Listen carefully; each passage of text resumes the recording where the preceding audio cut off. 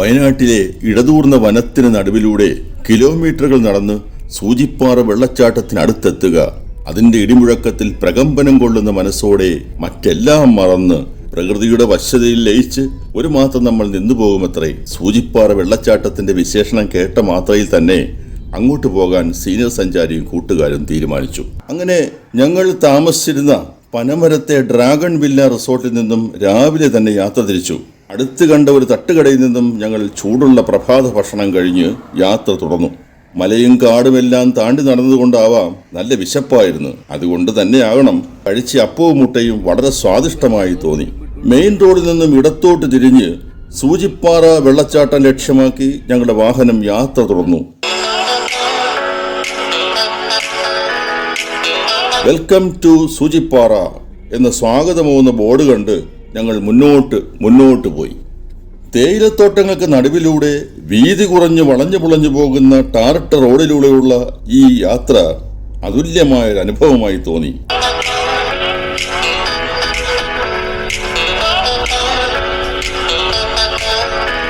അങ്ങകലെ പച്ചപ്പിന്റെ മേലാപ്പ് ചൂടിയ മലനിരകൾ മനസ്സിന് നിർവൃതിയുടെ ഒരു കുളിർ പോലെ.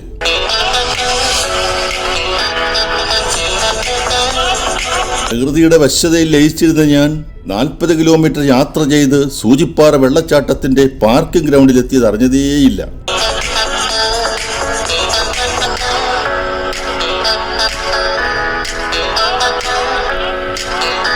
അവിടെ ഉണ്ടായിരുന്ന ജീവനക്കാരന്റെ നിർദ്ദേശമനുസരിച്ച് സൗകര്യപ്രദമായി വാഹനം പാർക്ക് ചെയ്ത ശേഷം ഞങ്ങൾ പുറത്തിറങ്ങി.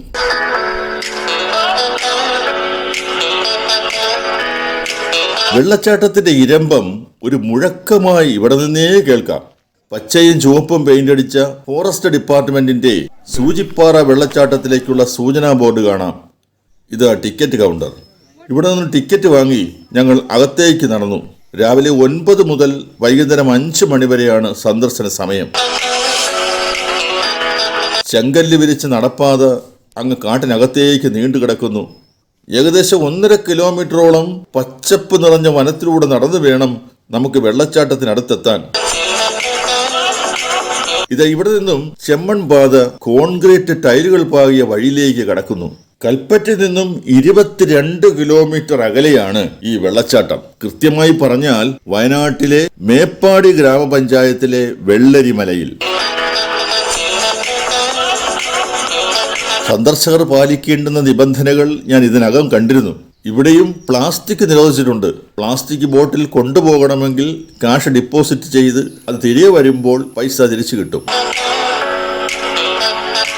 കാനന മധ്യത്തിലൂടെയുള്ള ഇരുളിമ പടരുന്ന ഈ വഴിയിൽ ഒരു ജീവനക്കാരി റോഡിലെ ഇലയും മറ്റു ചവറുകളും നീക്കം ചെയ്ത് വൃത്തിയാക്കുന്ന ജോലിയിൽ ഏർപ്പെട്ടിരിക്കുന്നു. വെള്ളച്ചാട്ടം കാണാൻ പോകുന്ന സഞ്ചാരികൾക്ക് വിശ്രമിക്കാനായി പാതയോരത്ത് ബെഞ്ചുകൾ സ്ഥാപിച്ചിട്ടുണ്ട്. ഇവിടെ ഇരുന്ന് വിശ്രമിക്കുന്നത് കൊള്ളാം, പക്ഷേ തൊപ്പിയും സൺഗ്ലാസും സൂക്ഷിക്കണം. കാരണം സന്ദർശകരെല്ലാം തന്നെ വികൃതി കുരങ്ങന്മാരുടെ നിരീക്ഷണത്തിലാണ്. കണ്ണൊന്ന് തെറ്റിയാൽ സൺഗ്ലാസും തൊപ്പിയും ഈ വിദ്വാൻമാർ അടിച്ചുമാറ്റി കടന്നുകളയും മരക്കൂട്ടങ്ങൾക്കിടയിലേക്ക്. കുരങ്ങുകൾ മാത്രമല്ല, ശാന്ത സ്വഭാവികളായ മാനും ഇടയ്ക്കിടയ്ക്ക് കാണാമത്രേ. ഈ കാട്ടിലൂടെ വരുമ്പോൾ നമ്മൾ അട്ടകളിൽ നിന്നും രക്ഷപ്പെടാൻ ആന്റി ലീച്ച് സോക്സ് ധരിക്കുന്നത് നല്ലതായിരിക്കും. കൂടുതൽ വെള്ളം കുടിക്കുക എന്ന ബോർഡ് പലയിടങ്ങളിലും കണ്ടു.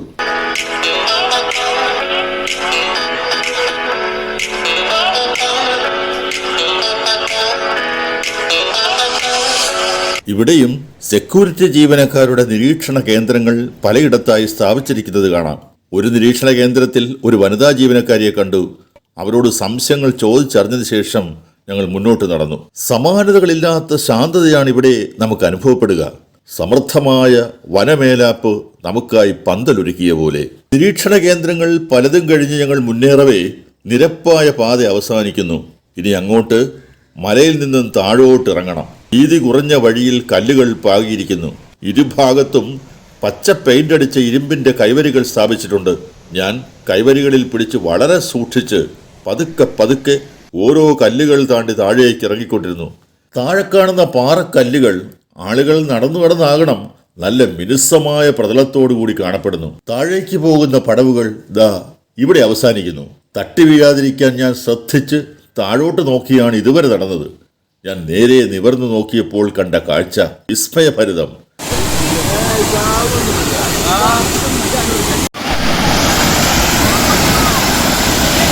പ്രൗഢിയോടെ തലയുയർത്തി നിൽക്കുന്ന മലമുകളിൽ നിന്നും ഗാംഭീര്യത്തോടെ ഗർജനത്തോടെ താഴേക്ക് പതിക്കുന്ന വെള്ളച്ചാട്ടത്തിന്റെ നയനാനന്ദകരമായ കാഴ്ച.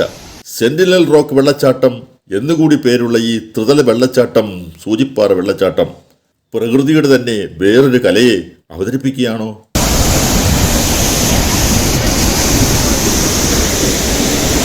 ആവേശഭരിതരായി ഞങ്ങൾ പാറകൾക്കിടയിലൂടെ താഴേക്ക് ഇറങ്ങിച്ചെന്നു. 200 മീറ്ററിൽ കൂടുതൽ ഉയരത്തിലുള്ള സൂചി പോലെ അഗ്രമുള്ള പാറയുടെ മുകളിൽ നിന്നും പതിക്കുന്ന വെണ്ണുരയാർന്ന വെള്ളച്ചാട്ടം. ശാന്തഗംഭീര ദൃശ്യം. 3 തട്ടായി ഒഴുകിയെത്തുന്ന ജലം താഴേക്ക് പതിച്ച് അവിടെ ഒരു തടാകം പോലെ കുളിക്കുന്നതിന് അനുയോജ്യമായ ഒന്നായി തീർന്നിരിക്കുന്നു. ഞാൻ വെള്ളച്ചാട്ടത്തിന്റെ ദൃശ്യഭംഗി ക്യാമറയിൽ ഒപ്പിയെടുത്ത ശേഷം വെറുതെ ഓർത്തുപോയി. പാൽനിര പോലെ പതഞ്ഞൊഴുകുന്ന ഈ ജലം പാറകളിൽ തട്ടിത്തെറിച്ച് ശബ്ദത്തോടെ മുത്തുമണികൾ പോലെ ചിതറിത്തെറിച്ച് താഴേക്ക് പതിക്കുമ്പോൾ ഇവ ആരോടോ എന്തോ പറയാൻ ശ്രമിക്കുകയല്ലേ? എന്താണ് ഈ ജലകണികൾക്ക് പറയാനുള്ളത്?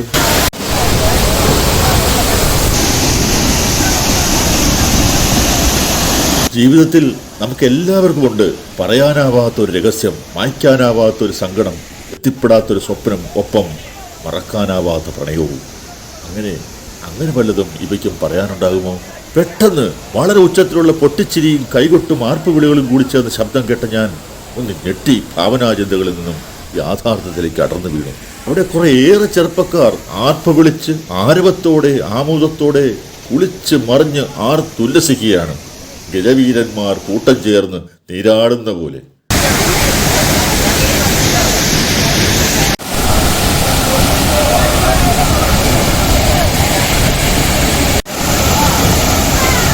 ജലകണികകൾ മുകളിലേക്ക് ശക്തിയിൽ തെറിപ്പിച്ച് സൂര്യകിരണങ്ങൾ ഏറ്റുവാങ്ങി മുത്തുമണികൾ പോലെ തിളങ്ങുന്ന കാഴ്ച ഹൃദ്യം മനസ്സിനേറെ സന്തോഷം തോന്നിയ രംഗമാണത്. വെള്ളത്തിന്റെ അതികഠിനമായ തണുപ്പൊന്നും അവർക്ക് പ്രശ്നമേയല്ല.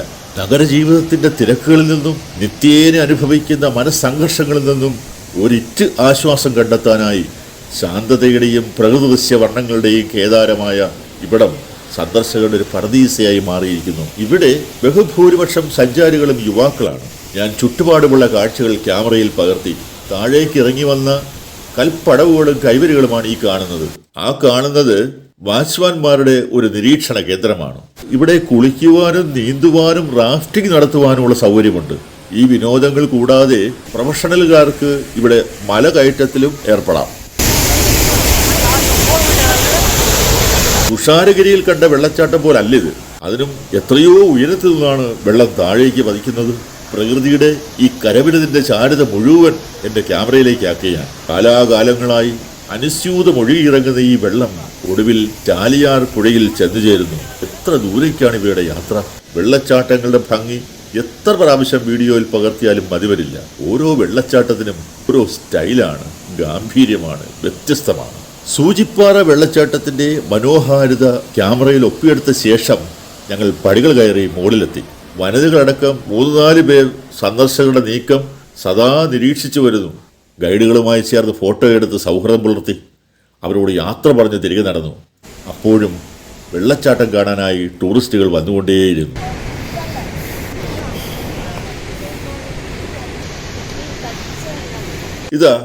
ഇതൊരു ഫോട്ടോ സ്പോട്ടാണ്.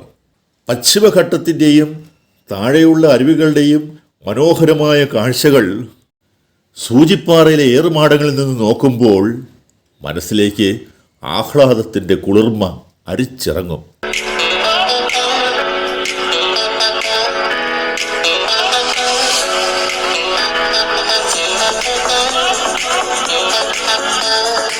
തിരികെ നടന്നു ഞങ്ങൾ 8 പോസ്റ്റ് 3-അടുത്തെത്തി. എനിക്ക് വല്ലാത്ത ദാഹം തോന്നി. നടന്നു വളരെ ക്ഷീണിതനായതുപോലെ. ഇവിടെ ഒരു വനിതാ ഗൈഡിനെ കണ്ടു. കുടിക്കാൻ അല്പം വെള്ളം ചോദിച്ചു. ക്ഷീണിതനായി എന്നെ കണ്ട് അലിവ് തോന്നിയത് കൊണ്ടാണെന്ന് തോന്നുന്നു. ആ വനിതാ ഗൈഡ് എനിക്ക് വെള്ളത്തോടൊപ്പം ഫ്ലാസ്കിൽ കരുതി കൊണ്ടുവന്ന കാപ്പിയും തന്നു.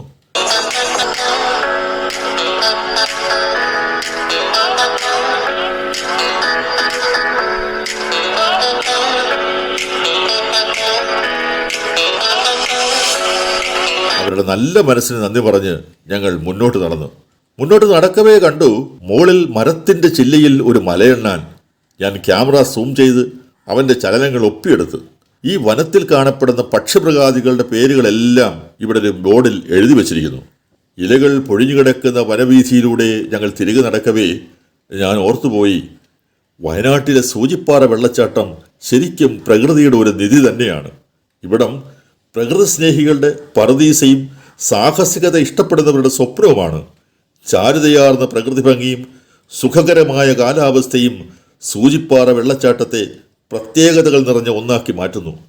വെള്ളച്ചാട്ടത്തിൻ്റെ താളത്തിൽ കിളികളുടെ കൊഞ്ചലും കേട്ട് ഇലപ്പടർപ്പിൻ്റെ തരളഗാനവും ആസ്വദിച്ചുകൊണ്ട് ഞങ്ങൾ എല്ലാവരോടും യാത്ര പറഞ്ഞു. ഞങ്ങൾ വണ്ടിയിൽ കയറി. തേയിലത്തോട്ടങ്ങളിലൂടെ വളഞ്ഞു പുളഞ്ഞു പോകുന്ന റോഡിലൂടെ മനോഹര പ്രകൃതി ദൃശ്യങ്ങൾ പകർന്നു തന്നുകൊണ്ട് ഞങ്ങളെ സൂചിപ്പാറയിലേക്ക് എത്തിച്ച നിമിഷങ്ങൾ ഒരിക്കൽ കൂടി ആസ്വദിച്ചുകൊണ്ട് ഓർത്തുപോയി. സ്നേഹമാം പൂ പോലെ സുഗന്ധമായി മാറണം, മധുരമാം തേൻ പോലെ മനസ്സിലെന്നും നിറയണം.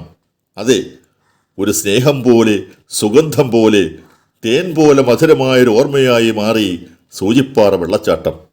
ഫ്രണ്ട്സ്, ഇനിയും വരും നാളുകൾക്കുള്ളിൽ സീനിയർ സഞ്ചാരി വയനാട്ടിലെ ആദിവാസികളുടെ സംഗമതീരമായ ഏൻ ഊര്, അവിടുത്തെ ദൃശ്യവിശേഷങ്ങളുമായി നിങ്ങളിലേക്ക് എത്തിച്ചേരുന്നു. മറക്കാതെ സബ്സ്ക്രൈബ് ചെയ്യണം, കൂടാതെ ഷെയർ ചെയ്യണേ. നന്ദി.